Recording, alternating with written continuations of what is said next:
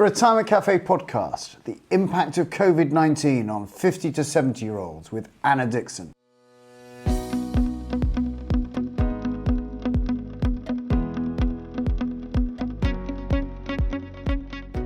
Hello and welcome to another episode of the Retirement Cafe podcast with me, your host, Justin King. If you're thinking about your retirement or already retired, you're in the right place.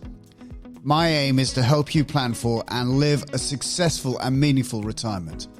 Retirement is far more than just a financial event. It's a significant life event, a major transition, which will bring with it new challenges and opportunities. So each episode contains tips, information, and inspiration to help you feel more informed and confident about your retirement. I hope you enjoy today's episode.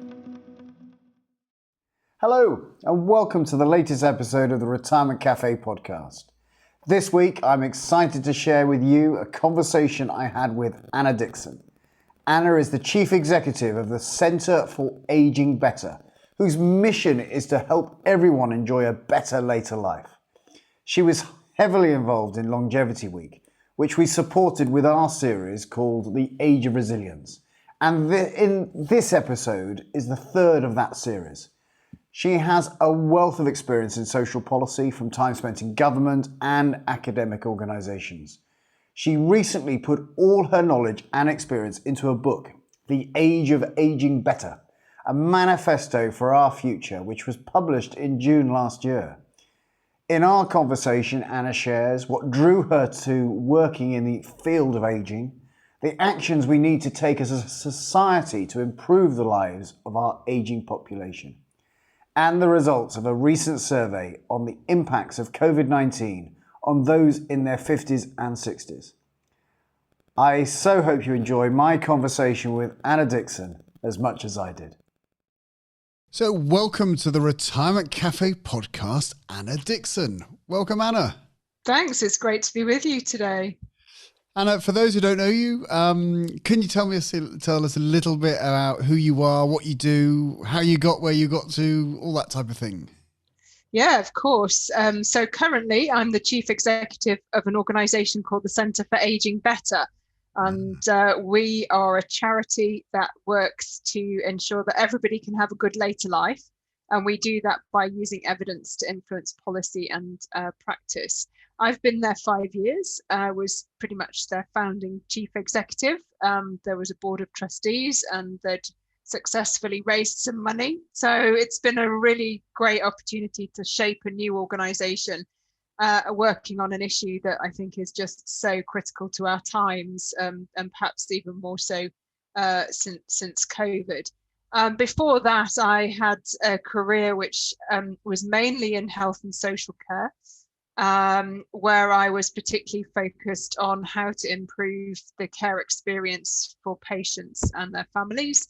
And again, worked in a range of roles, always at this sort of interface between the world of research and academia, so partly at the London School of Economics, partly the policy world, so I had a couple of stints at the Department of Health, but also in independent organisations. So I was at the King's Fund, where I worked as their Director of Policy.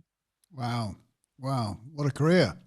The what drew you to this role then, and on aging and on longevity? What attracted you to this organisation? Well, I think having worked in health and social care, I often saw that one of the main groups of users were people in later life, but there was always a sense in which it was always sort of the end of the process, and recognizing that aging is something that happens to us all throughout our lives, and that experience of aging can be very different for different people. I was really interested in working on some of the wider issues that affect how we experience later life, and that included housing, work, communities, as well as health. So really interested in looking at the wider issues that impact on how we age and how we can perhaps age better. So currently, we're obviously, we've got, I think life expectancy for a male is about 86. And this is expected to grow dramatically, isn't it, in the next 20, 30 years? Do you feel that we look after and we care for and we have a good aging society currently? And then what improvements would you make going forward? Well, you're right to say that there have already been huge improvements in how long we're living. So many of us can expect to live at least a decade on average longer than our parents. And another factor is that not only are we living longer, but particularly because of the baby boom during the 1960s, we're actually going to see quite a change in the sort of composition of the population, with many more people proportionate of the population at older ages. And at the moment, that's seen very negatively.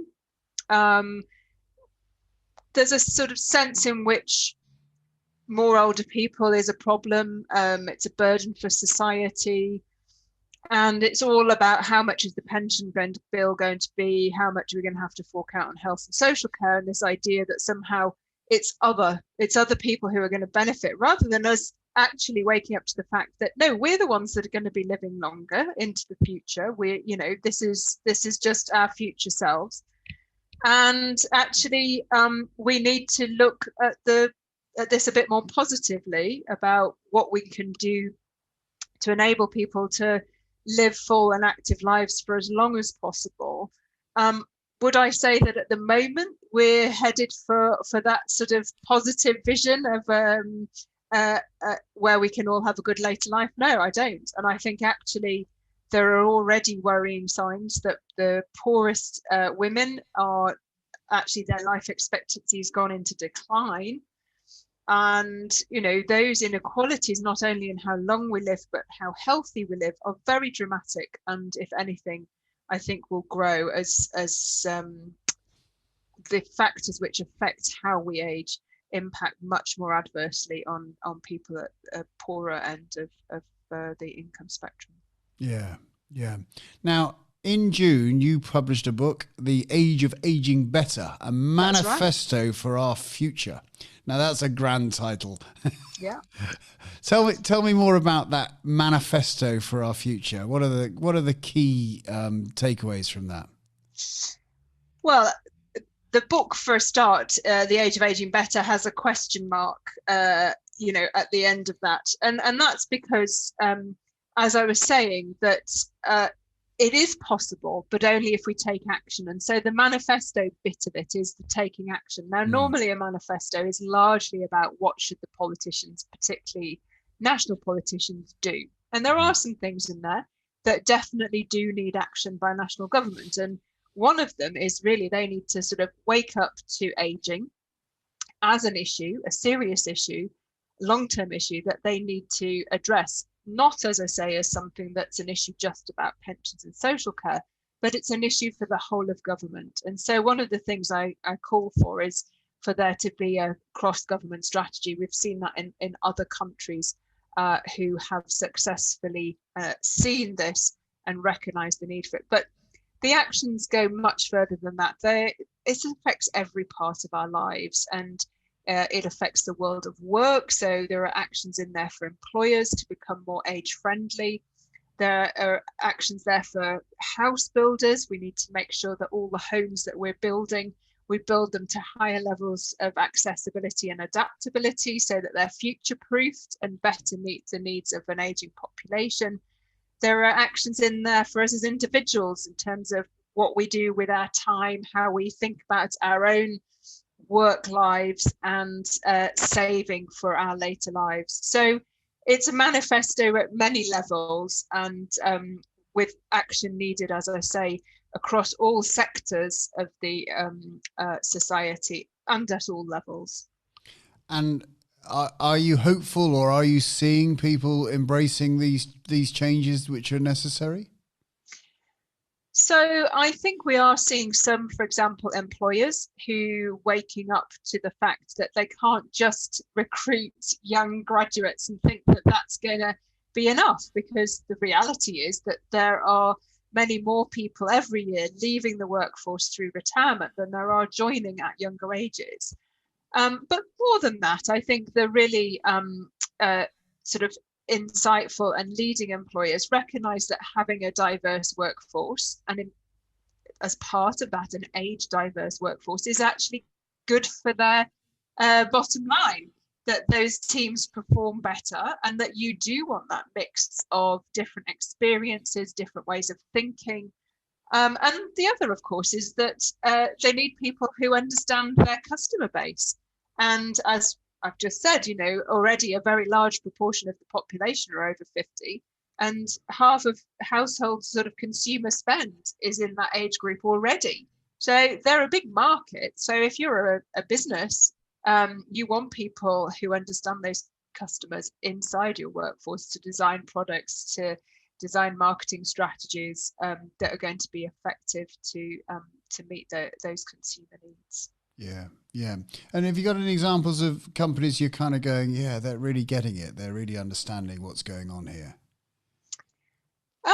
Well, there have been a number of companies that we have actively worked with, quite a number in financial services like Aviva and L&G, who have rolled out for their own employees things like a midlife check or midlife MOT to help people really think about that next stage of their career, but not just to think about their work and their finances, but to think about it alongside their health as well. Yeah. And they've also been doing things around looking at how they recruit and where they recruit, the language they use, but also looking hard at their own data by age. So obviously lots of companies do look at their data by things like gender, on issues of pay, of progression. And it's really important that they also look at age as a characteristic to see whether people of different ages are getting the same opportunities or whether there is systematic bias within the workforce. Yeah, I'm sure. Very valid. I know you've worked on a recent report with Ipsos Mori, the experience of people approaching later life in lockdown and the impact of COVID-19 on 50 to 70-year-olds. Now, this is obviously very topical. What were your key findings in this report? Yes, well, at the Centre for Aging Better, we specifically try and focus on this approaching later life. So rather than trying to pick up the pieces, as I say, about people who perhaps are already experiencing challenges in later life, we want to try and shape this life stage so that people have a higher chance of a good later life. So we wanted to really understand how was COVID impacting on people of this age group, 50 to 70. And it's a mixed picture. So we see that some people, 1 in 5, are exercising more, but a similar proportion are exercising less. Right. And, so some people perhaps who are more active in their work or in their travel to work maybe are more sedentary, whereas some people are obviously getting motivated and taking more exercise, maybe because they're not commuting and are able to have more flexibility. So a different picture there. But we are seeing some worrying signs, with 1 in 5 reporting that their physical health is worse, 1 in 3 saying that their mental health is worse, and quite a number of people in terms of their finances, with about half saying that they expect their finances to deteriorate in the next year. But on the plus side, lots of people have been volunteering, helping out their neighbours. Around 3 in 10 have been doing that sort of informal volunteering, and 1 in 10 actually more formally signing up, perhaps for a charity or some other community organisation. So that's really positive, how we've seen communities coming together, and many of them intend to want to maintain that. So the challenge will be, how are they supported to balance those community activities, that volunteering, alongside work. While we're working from home, for those who are lucky enough to do that, maybe have some flexibility. Obviously, people who've been on furlough had more time, but as they have to perhaps return to work, or there will be challenges, can we support people to continue these even if they find themselves unemployed? Because it will give them a lot of well-being and meaning in their lives if they can carry on doing that sort of positive voluntary work. Yeah. And I think there must be, especially real challenges around mental health, real challenges of worrying about whether your career is going to be, finished if, depending on whether your organization survives this. And then, of course, people's other health needs may not be met because, of course, the COVID-19 has taken the priority within the NHS. So, I think there's challenges all around, isn't there? And do you think government could have, done more? Well, obviously, it's interesting because this group were not originally in the sort of 70 plus vulnerable group who were advised to sort of take extra precautions. But I think there's been a recognition that actually some people in this age group are at risk because they do have poorer health, particularly people from poorer backgrounds, people who are obese. And obviously, we know there's a higher risk for men and people from BAME backgrounds. So I think, we need to recognise that there are people in this age group who are at risk from COVID and who may need to have extra support to, for example, not go to work. So there's a large number of people in this category of key workers who, the challenge there is they're going to often be in front line roles where they will be exposed to quite a high risk. So they're having to make some very difficult personal choices. And obviously, we're seeing very high numbers of individuals in this age group. In fact, similar numbers to those at younger ages who are being made redundant. Wow. The big difference between younger ages and older ages, at least what we've seen from previous recessions, is that older workers are much less likely to ever get back into work. So there's a real issue here that people might find themselves in this situation that we've seen before, where effectively they're early retired, but it wasn't what they planned to do. And actually, it's quite a long way to a state pension age now. And bridging that gap, you may have a small pension pot. You can draw that as early as 55. But is that the right thing to be doing? If you've spent down all your retirement savings, well, then you're going to be living on just state pension age, which, as we know, is not generous and does not afford a very good standard of living at all. So basically keeps people out of poverty, if that. So there's a real financial challenge and for us as a society, but for individuals, this is a huge personal cost to them, and we are very concerned that there is a pattern here of people in their 50s and 60s who the impact of COVID could result in them both having worse health, so being less healthy into later life, and also being much less financially secure than the generation that are currently in their 70s and 80s. Mm. And what would you like? Obviously, there's a whole tale of woes there. What would you like to see happen? Well, I think there needs to be, as there has been for younger people, a sort of equivalent of a kickstart. We need a restart program that enables people whose jobs have been made redundant. They may not be able to return to those sectors. It may be that those jobs will not come back, and they need to have the support to retrain and reskill so that they can take advantage of new job opportunities as they come on stream and access some of the jobs that are available. So I think that's a really critical message, and that employment support is tailored for those people. We know that the generic employment support just doesn't work for that age group. So skills and training, proper and tailored employment support for 50 plus. I do think as well, got to put a big focus on a health boost for that age group. We know things like obesity, smoking, alcohol, differently patterned, but quite high levels in this age group compared to some of the younger ages. And so tackling those health inequalities, tackling those health issues, really boosting people's physical activity levels are going to be absolutely critical to have a healthier future. Yeah. Well, hopefully your lobbying and direction might be listened to.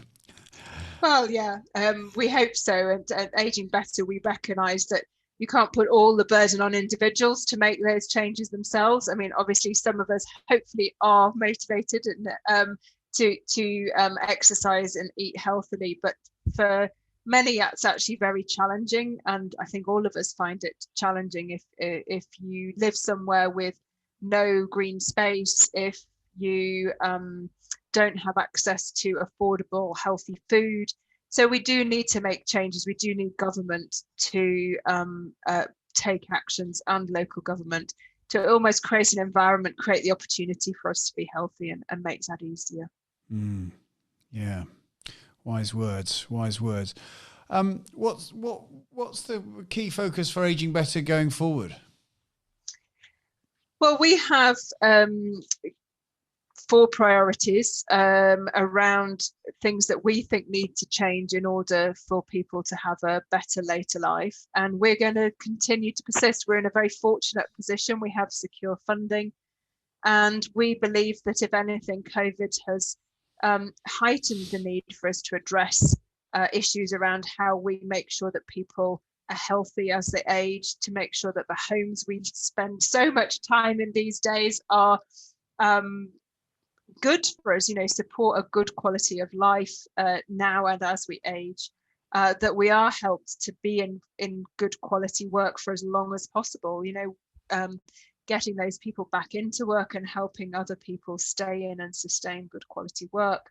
And finally, creating communities around us that provide us with the sort of social connections that we want. A lot of that shifted to digital. So another sort of strand to that, perhaps, that we will be looking more at than we were in the past is digital inclusion, and just making sure that everybody has the ability to fully participate and connect with one another through whatever means we have to during these times. Yeah, great. Anna's been fantastic chatting to you this afternoon. I really appreciate your time. I know you're a very busy lady. Where can people find out more about your book and the work that you do and the Centre for Aging? The Centre for Aging Better. Yes, Centre for Aging Better. We Google us, Centre for Aging Better. We have a website. It's got loads of information on it. It also includes information about my book, The Age of Aging Better, but that's also available from all good bookstores. You can order through your independent local bookstore, or from Amazon, or from the publisher Bloomsbury. And it hopefully sets out some ideas that will challenge your listeners to think a bit differently about what they can do in whatever role they're in, or for themselves and their families, to help make sure that all of us age well and have a good later life. Absolutely. And I think one of the key things that I hear all the time, and I think that it is within so many people's power, is that, we've got to act as a community. And as we all get older, that is going to be one of the most important things, the community and the connection. And I appreciate that it's difficult, excuse me, at the moment, with not being able to go out, etc. But getting a sense of community as a community ages is going to be really, really quite important. Absolutely. And this whole idea of retirement is changing, and I think part of planning ahead for oneself is thinking about, how do I balance work, friends, family, community, and thinking about sort of what is the balance, so that I'm investing in those while I'm still working, so that when I do finally perhaps get to a point where I can both afford to and want to reduce the amount of paid work, that there are other things in life, and that there are people where you live rather than just work colleagues who you have a connection with and can be there for you as you age. And I think, as you were saying, if anything, we've come to appreciate the importance and value of those social connections and support that we have around us. Yeah, fantastic. Thank you, Anna Dixon. Been great. Thanks very much for having me, Justin. Thank you once again to Anna Dixon for taking the time to join me on the podcast. If you'd like to find out more about Centre for Aging Better and Anna's book, check out the show notes on our website at theretirementcafe.co.uk. You'll find links to all of the projects mentioned, as well as to other episodes in this series on the age of resilience. If you've enjoyed this episode, then please leave a review on Apple Podcasts to help more people like you to discover us. It really does help. If you've not already subscribed, please do so on your preferred podcast player or on our website so you don't miss future episodes. So until next time, this is Justin King helping you feel more informed in your retirement.